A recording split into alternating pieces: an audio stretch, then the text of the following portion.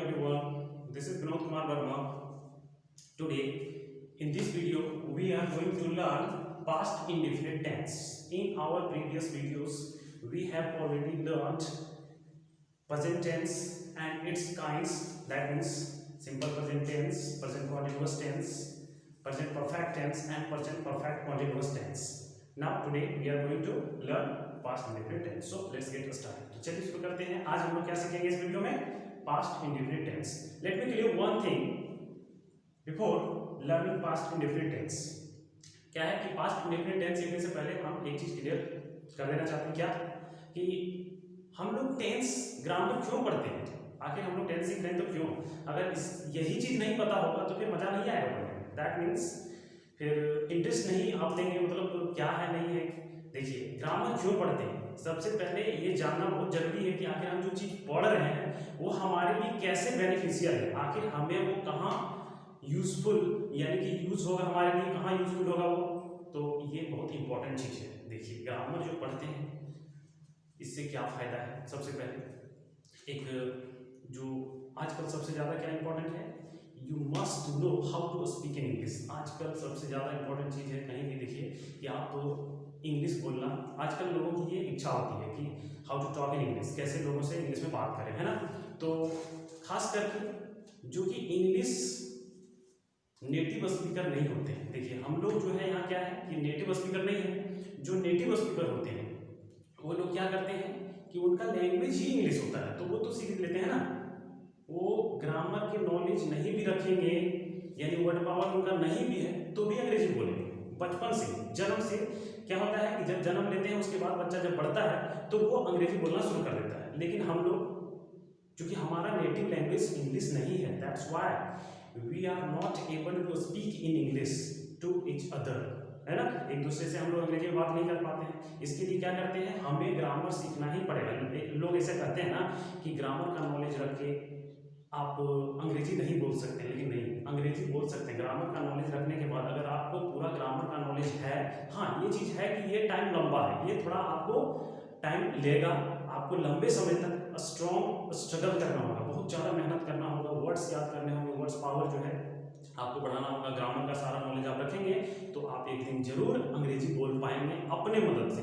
क्योंकि English speaking community में आप नहीं रह रहे हैं.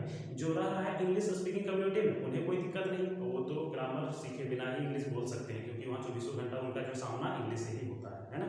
तो ये चीज़ है कि आखिर हम लोग इंग्लिश क्यों पढ़ते हैं. उसके बाद अगर देखिए वो लोग भी जो बोलते हैं अगर वो ग्रामर नॉलेज नहीं रखते, दैट मीन्स वर्ड पावर नहीं है, ग्रामर नॉलेज नहीं है, तो क्या बोलने के बाद भी जैसे बहुत ऐसे भी लोग होते हैं ना कि जो पढ़े लिखे नहीं होते लेकिन अंग्रेजी तो बोल लेते हैं लेकिन लिखना उन्हें नहीं आता, पढ़ना उन्हें नहीं आता क्योंकि वो ग्रामर नहीं जानते हैं, उनके पास वर्ड नहीं क्या है. तो ये होता है. लेकिन आपके पास अगर ग्रामर नॉलेज है, वर्ड पावर है तो आप अच्छी तरह से लिख सकते हैं. कोई भी चीज़ जो इंग्लिश में लिखना उसे लिख सकते हैं. इंग्लिश बुक में जो लिखा हुआ है आराम से सेंटेंसेस को आप समझ सकते हैं बहुत अच्छी तरह से, है ना. तो इसके मदद से भी आप कर सकते हैं. दिस इज वेरी सिंपल, है ना. But you have to one thing, you have to work very very hard. Okay, वैसे नहीं होगा, मेहनत करना ही पड़ेगा. तो चलिए शुरू करते हैं. सबसे पहले क्या करेंगे हम लोग, डेफिनेशन लिखेंगे पास्ट इंडेफिनिट का. ओके देखिए क्या है, a form of verb, a form of verb that shows an activity. A form of verb that shows an activity. That shows an activity done in the past time. It said to be in the past indefinite tense. Past indefinite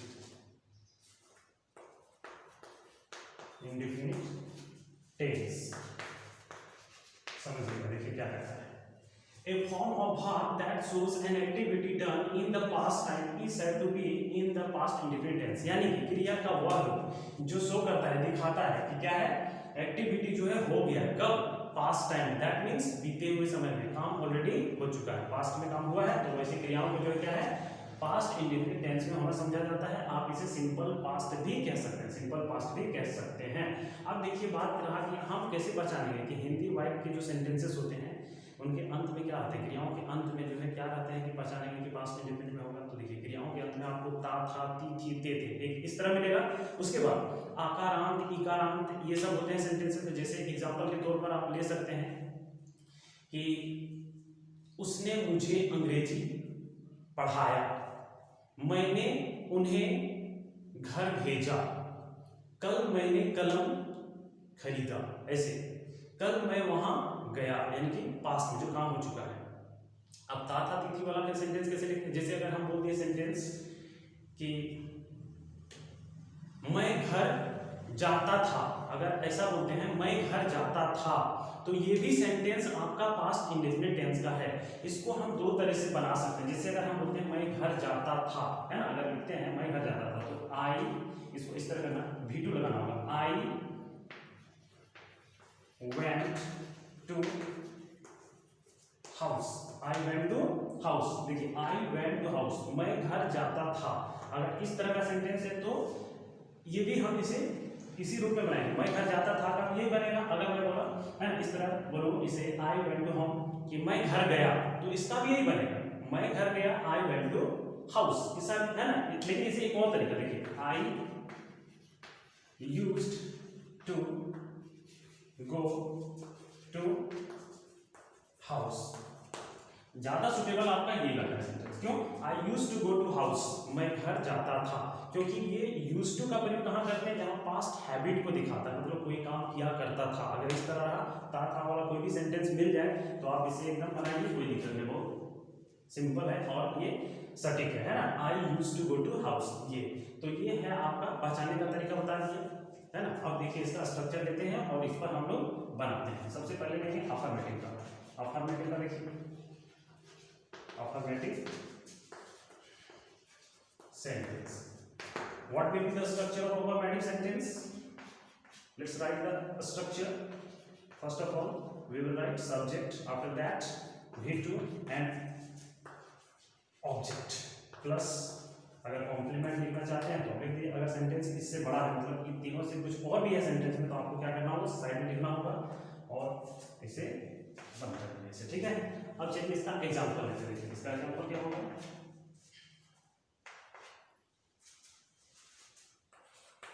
C cooked food, चलिए सी cooked food, that means उसने भोजन पकाया। देखिए या पकाया आकारांत, यानी कि काम पास्ट में हो गया है ना।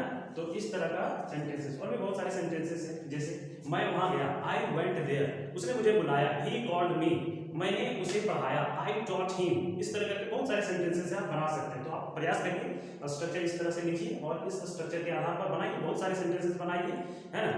Because after making so many sentences you will be able to learn English very easily.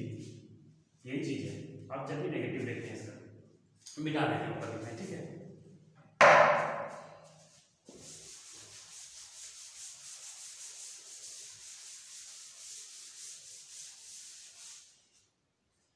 Negative लिखिए इसका, नेगेटिव सेंटेंस स्ट्रक्चर क्या होगा, देखिए subject plus did plus not plus V1 plus object. ध्यान दीजिएगा, subject plus did plus not plus V1 plus object. Did के बाद आपको नॉट लगाना है इसमें, और क्या है इसमें एक चीज, V2 is only used for the affirmative sentences. याद रखिए V2 जो है यानी कि वर्ब का दूसरा रूप आप सिर्फ अफर्मेटिव सेंटेंसेस के लिए ही यूज करेंगे पास्ट इंडेफिनिट में। बाकी नेगेटिव जब आ जाएगा, इंट्रोगेटिव जब आ जाएगा, इंट्रोनेगेटिव आ जाएगा, तो आपको क्या करना है, V1 ही यूज करना है। That means first form of the verb, है ना। ऑलवेज रिमेंबर दिस, इसे हमेशा याद रखना, ठीक है। तो चलिए इसका एग्जांपल लेते हैं हम। देखिए क्या होगा, example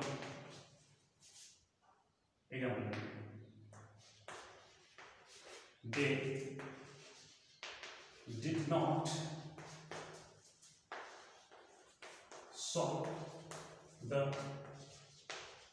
sum, they did not solve the sum, यानी कि उन लोगों ने हिसाब नहीं बनाया, सॉल्व नहीं किया, हल नहीं किया, है ना। तो ये हो गया। अब इस तरह से नेगेटिव वाले बहुत सारे सेंटेंसेस लेके बनाइए, इस पर स्ट्रक्चर पर बहुत सारे बना सकते हैं, है ना। अब चलिए देखते हैं नेगेटिव का interrogative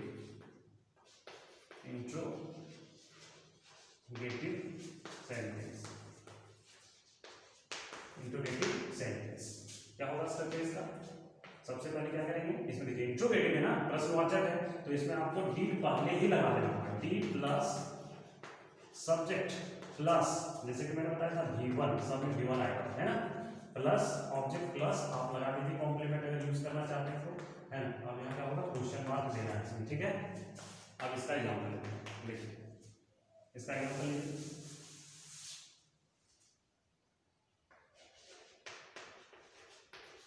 Did he solve the puzzle? क्या उसने पहेली हल कर दिया? Did he solve the puzzle? ये इस तरह करके did बाहर करके आप बनाएंगे और क्या सेंटेंस इस तरह करके क्या करके बनाएंगे। अब देखिए इसका चलते हैं इंट्रोनेगेटिव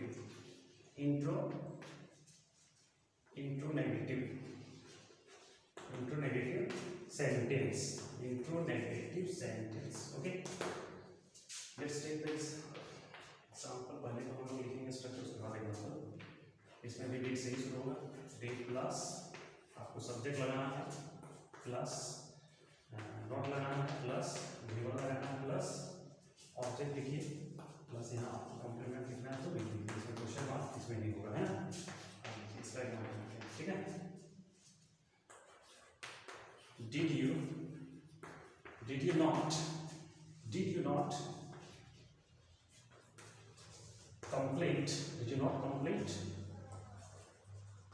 work? क्या तुमने अपना काम पूरा नहीं किया? Did you not complete your work? क्या तुमने अपना काम पूरा नहीं किया? इस तरह का सेंटेंस जो भी आएगा आप आराम से बना सकते हैं। अब देखिए अगर इसमें W वर्ड है ना, WH वर्ड यूज करके बनाना है तो बना सकते हैं। This is very simple, you can also make sentences with the help of WH words, है ना। देखिए कैसे WH वर्ड की मदद से अगर सेंटेंसेस बनाना है तो कैसे, सबसे पहले क्या करेंगे, WH वर्ड वहां लिख देंगे, उसके बाद आपको डीड लगाना है। डीड जैसे देखिए how did we go there. जैसे बोला हमने कि how did we go there, हम लोग वहां कैसे पहुंचे, हम लोग वहां कैसे गए, ऐसे। When did you call me? When did you call me? तुमने मुझे कब बुलाया? When did you call me? इस तरह से when। अब देखिए why did they teach us? Why did they teach us? वे लोग हमें क्यों पढ़ाते हैं, यानी कि वे उन लोगों ने हमें क्यों पढ़ाया हुआ है, जो कि यहाँ वीडियो का बात कर रहा है। ये क्या है, पास्ट इंडेफिनिट है। तो ये था past indefinite tense. Past indefinite हमने देखा, इसके स्ट्रक्चर्स को देखे, हम लोग सब बना लिए, है ना। Okay, that's all for today, see you in the next video tomorrow. Thank you very much.